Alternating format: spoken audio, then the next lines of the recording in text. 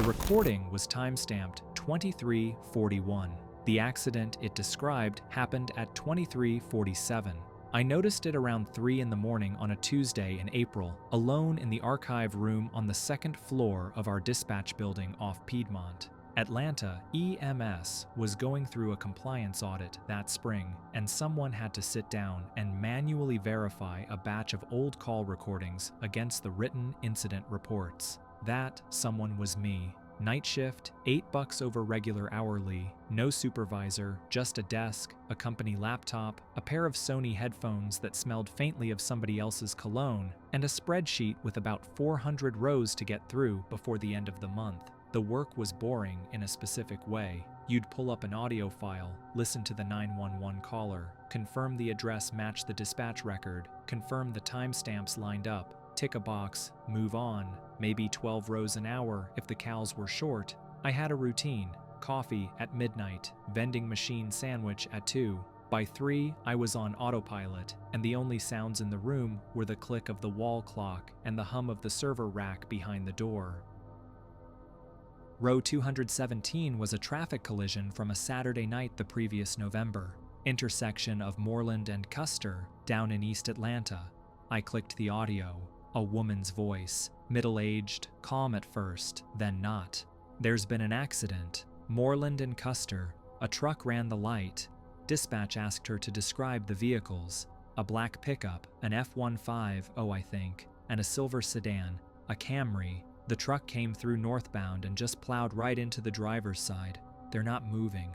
Oh God, they're not moving. Standard stuff. I've heard hundreds of these. I ticked the address, glanced at the timestamps, and started to move to the next row before something snagged. The call was logged at 23:41. The incident report, filed out by the responding paramedic, listed the time of collision as 23:47. I stared at it for a while. Figured it was a clerical error. Somebody typed a 4 instead of a 5. Happens. I opened both files side by side to check, and both stated their times clearly. 23:41 on the call intake log, 23:47 on the responder's report, 6 minutes apart. The wrong way around. I listened to the audio again. She wasn't describing something she remembered.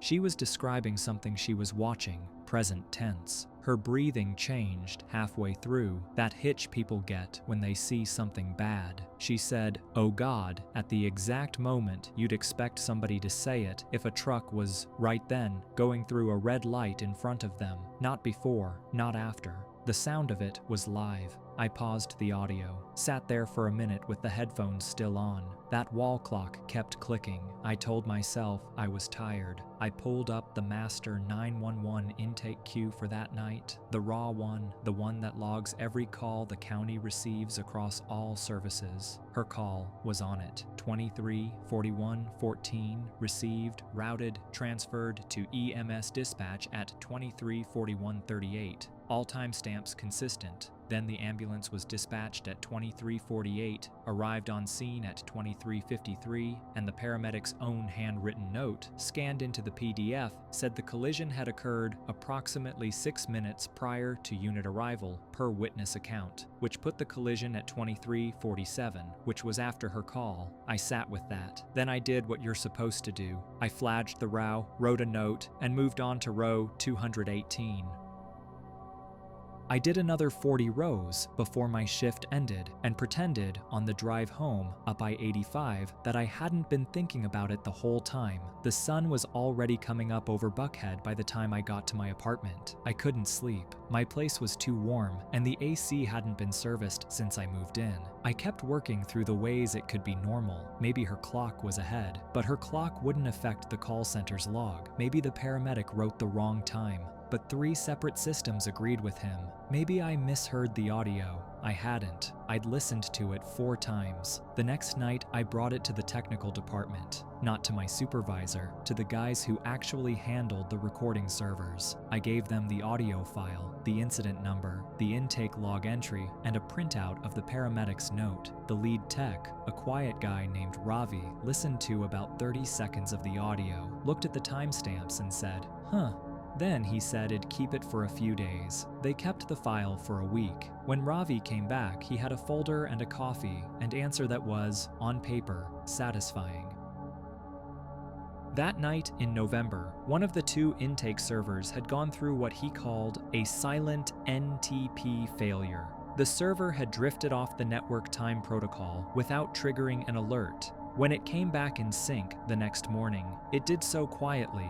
Most calls that night were routed through the second, healthy server. A handful, including this one, had gone through the sick one. He estimated the drift at about 6.5 minutes backwards, which meant her call, logged at 23:41 by that server, had actually been received at roughly 23:47:30, right when the collision happened, not before it. He also had a photocopy of an interview. The caller had been located. She lived in a second-floor unit at the corner of Moreland and Custer, with a window facing the intersection.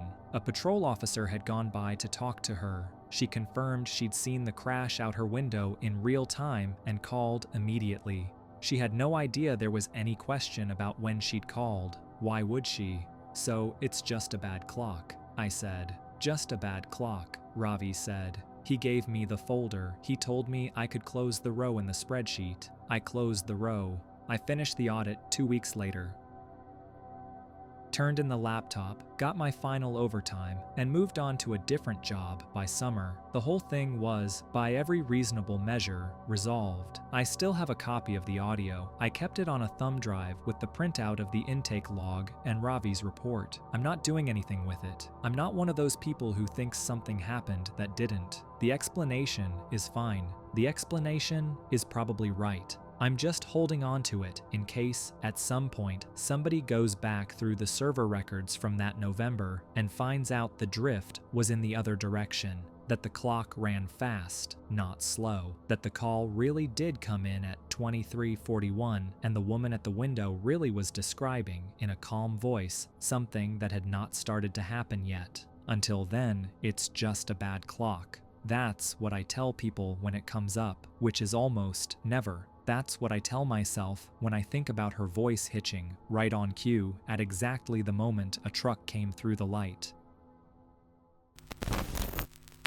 The fight with my sister wasn't even about anything real. That's the part that still bothers me.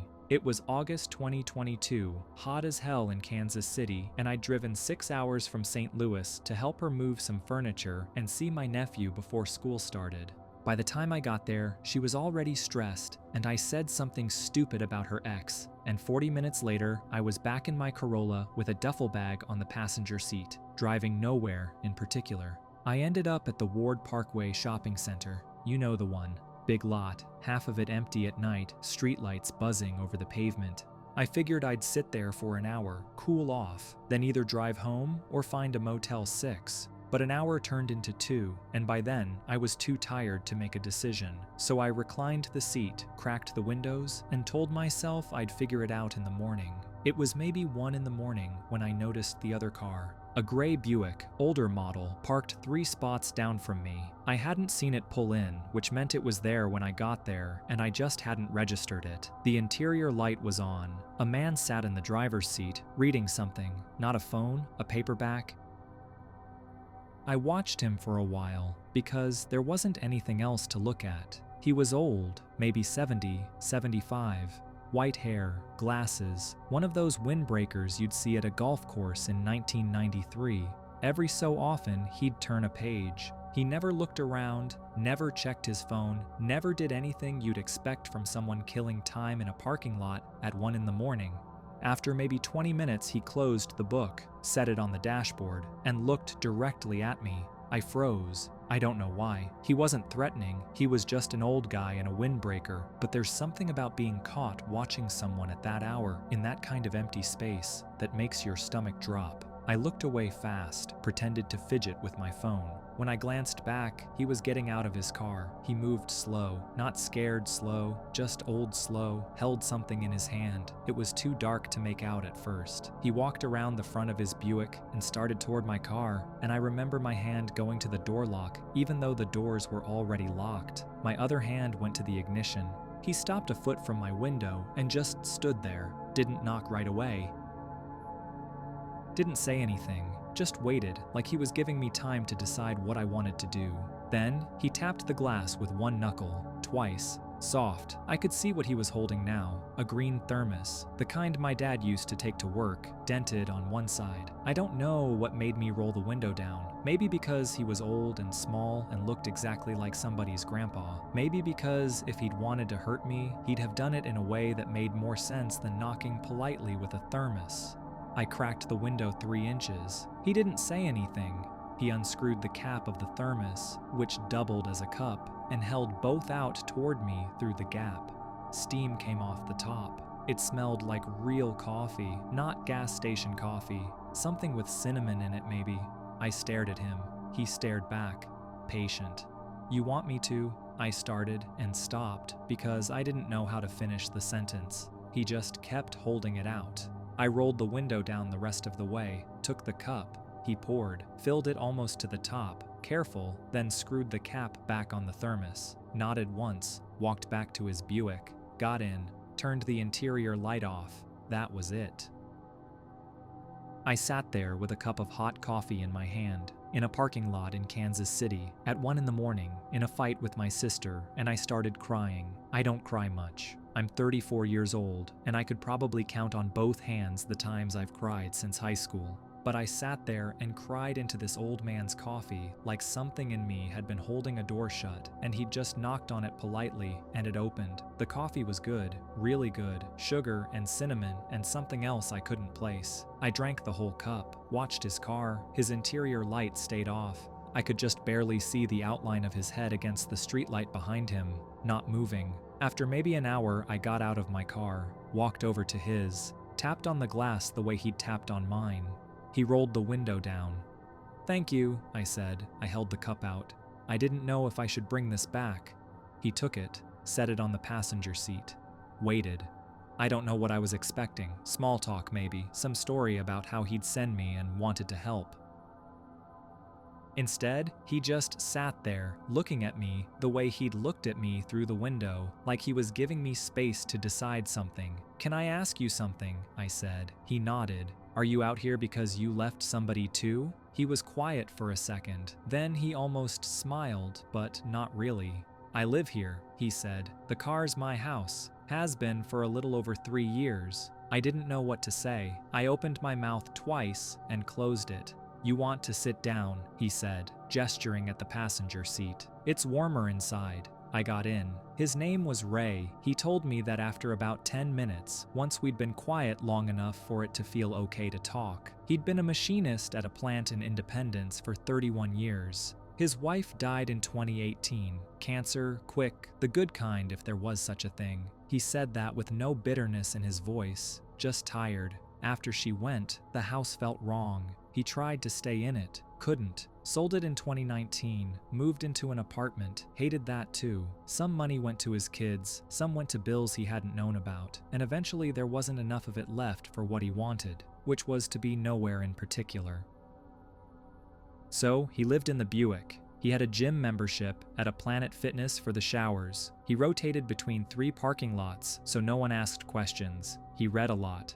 He said Ward Parkway was his favorite because the security guard was a nice guy named Marcus who pretended not to see him. He wasn't sad about any of it. That was the part I couldn't wrap my head around. He wasn't sad and he wasn't proud. He was just telling me, like the way you'd tell somebody about the route you took to work.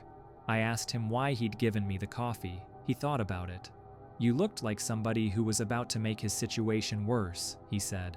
"I've been that guy. I figured a cup of coffee couldn't hurt." We sat in his car until the sky started turning gray behind the Target sign. He didn't ask about my sister. I didn't offer.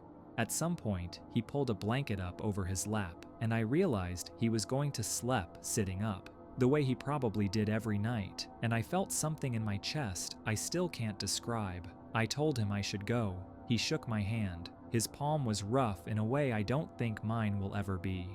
I drove to my sister's house. It was 5:40 in the morning. I sat in her driveway for maybe 10 minutes before I got out, rang the doorbell. She opened it in her robe, and her face did this whole thing, angry and relieved and tired all at once, and she said, "Get in here, you idiot." We talked. Not about the fight, really, about other things. Mom, Dad, her ex actually, but different this time. She made eggs. My nephew came down in Spider-Man pajamas and asked why I was there so early, and I said I'd missed him, which was true. The thing we'd fought about didn't seem like the same thing anymore. I can't even remember exactly what I said now that pissed her off. Something dumb. It doesn't matter. I went back to Ward Parkway 2 nights later before driving home to St. Louis. The Buick wasn't there. I don't know if Ray had moved to one of the other lots or if something had happened. I sat in my car for a while, hoping he'd pull in. He didn't. Sometimes I'll be about to say something stupid to someone I love, and I'll picture an old man in a windbreaker holding a green thermos out through a car window at 1 in the morning, waiting for me to roll it down. The mall in Columbus I worked at is one of those big old ones off Morse Road that never quite recovered after 2008, but never fully died either.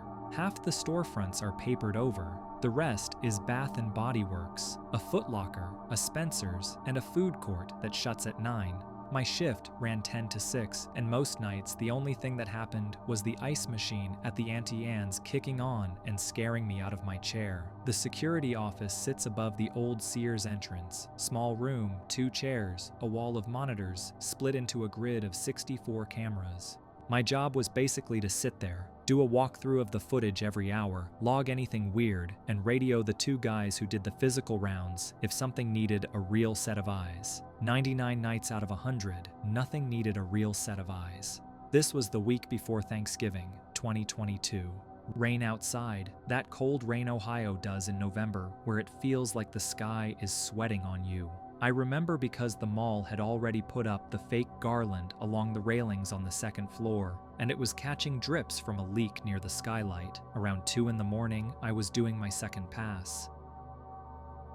Camera 34 covers the north corridor between the empty JCPenney wing and the food court. Long straight shot, tile floor, benches on both sides. I clicked through and something moved. A guy, walking.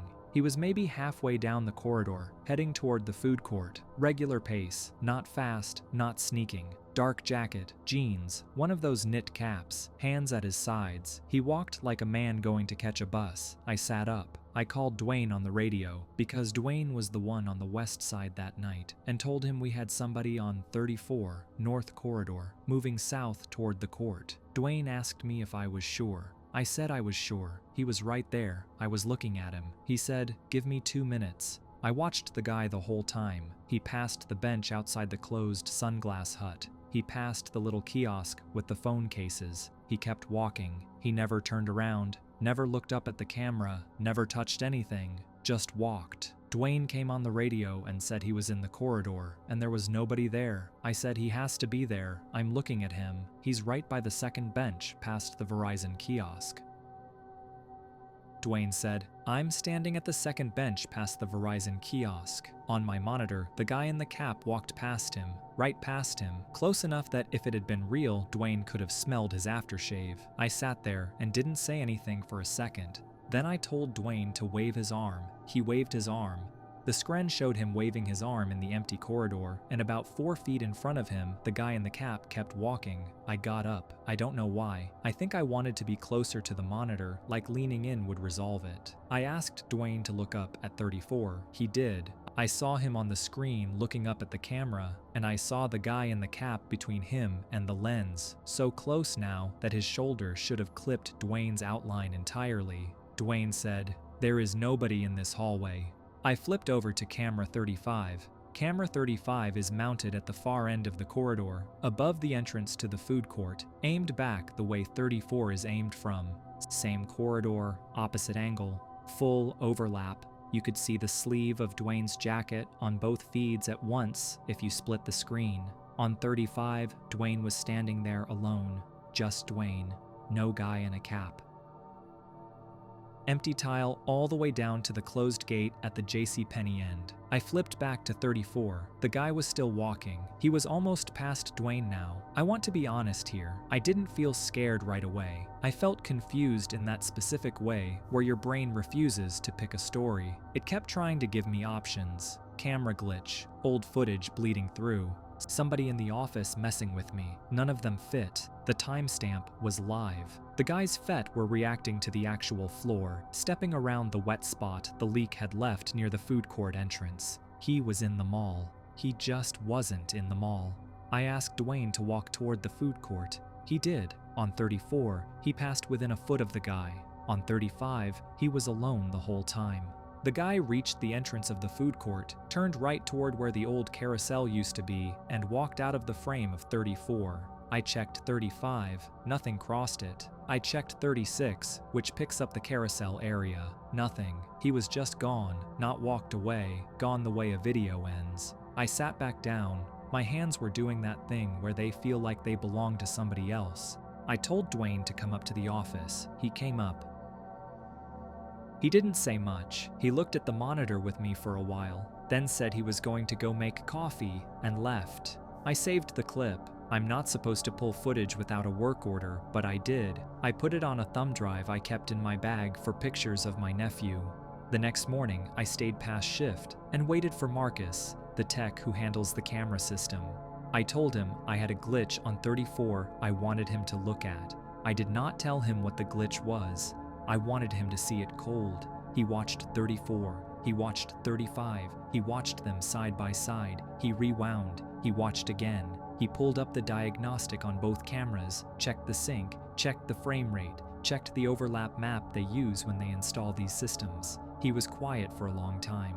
Then he said, "The cameras are fine." I asked him what he meant. He said, "They're fine. They're synced. The overlap on that corridor is 100%. There is no angle in that hallway that one of them can see and the other can't." He tapped the screen. "Whatever this is, it's in the hallway. It's just only in one camera." He didn't offer a theory. He didn't try. He just closed the file and said if I wanted to file it formally, he'd support me, but he wasn't going to be the one to write it up. I said no, that was fine. He nodded and left. I sat on it for 2 days. Then I brought the thumb drive in and showed it to Reggie, the guy I overlap with on Fridays. Reggie has been at that mall since it was still called Northland something. He watched maybe 20 seconds, not the whole thing, 20 seconds. He handed the drive back and said, "I've seen him before. I just stopped writing it down." I asked him what he meant by that. He looked at me the way you look at somebody when you already know you're not going to explain, and they're going to have to decide for themselves whether they want to keep asking. We didn't talk about it again. Not that shift. Not any shift after. I worked there another 5 months. I saw 34 a lot. I never saw the guy again, but I stopped watching that corridor the way I used to. I'd click through, note it clear, move on. I understood what Reggie meant by then. It wasn't a decision you made once. It was a decision you made every night, and after a while, you stopped noticing you were making it. I don't work there anymore. The thumb drive is in a drawer at my mom's house. I haven't watched it since I left. I know what's on it.